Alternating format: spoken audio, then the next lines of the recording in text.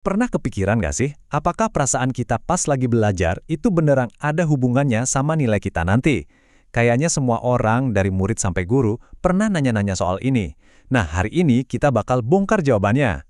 Kita semua pasti pernah kan, merasa mentok, pusing pas ngerjain soal yang susah banget. Pertanyaannya adalah, apakah emosi-emosi yang kita rasain, bukan pas terima rapor ya, tapi justru pas lagi proses belajarnya itu, beneran ngaruh ke hasil akhir? Yuk kita lihat apa kata sains. Oke, untuk dapat jawaban yang valid, kita nggak cuma lihat satu penelitian aja. Kita akan lihat hasil dari sebuah meta-analisis. Gampangnya, ini tuh kayak studi super yang menggabungkan puluhan riset lain buat nemuin kesimpulan yang paling kuat. Jadi, para peneliti ini ngumpulin data dari 68 studi yang berbeda tentang topik ini. Semua datanya digabungin jadi satu, biar kita bisa lihat gambaran besarnya dan tahu apa yang sebenarnya terjadi. Skalanya ini gede banget loh. Bayangin, ada data dari lebih dari 30.000 siswa yang dianalisis. Dan fokusnya spesifik banget, yaitu ke 4 emosi utama yang muncul pas kita lagi beraktivitas, pas lagi belajar. Rasa senang, marah, bosan, dan frustrasi. Dan seperti yang bisa kita lihat di sini, minat riset di bidang ini tuh meledak dalam beberapa dekade terakhir. Ini nunjukin kalau topik emosi dalam belajar ini makin dianggap penting. Makanya ringkasan kayak gini jadi krusial banget buat kita. Nah, pertanyaannya, setelah semua data itu dianalisis, hasilnya gimana? Oke, kita mulai dari hasil yang mungkin udah bisa kita tebak bareng-bareng. Yang pertama, rasa senang. Nggak kaget ya, kalau kita menikmati proses belajar, kinerja akademik kita cenderung lebih baik. Angkanya positif di +,27.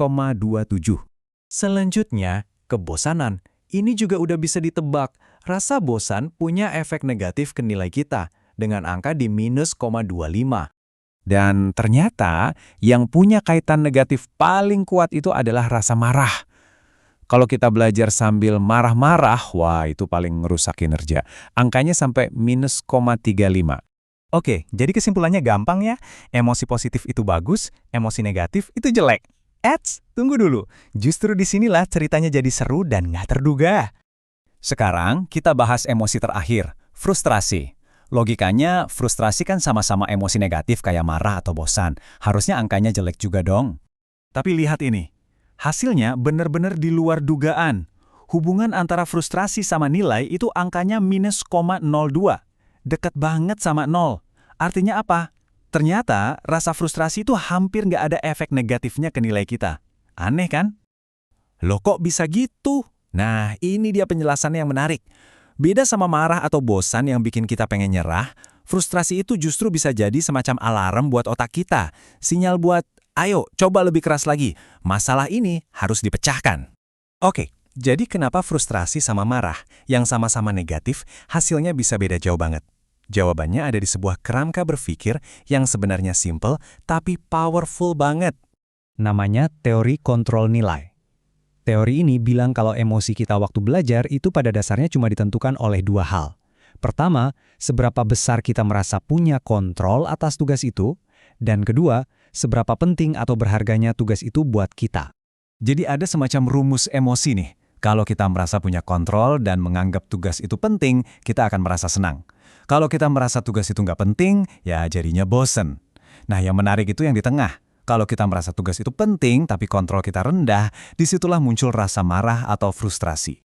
Nah, di sini letak perbedaan kuncinya. Baik marah maupun frustrasi muncul karena kita peduli sama tugasnya, tapi merasa nggak punya kontrol. Bedanya, frustrasi itu respons langsung terhadap sebuah masalah atau hambatan yang perlu dipecahkan.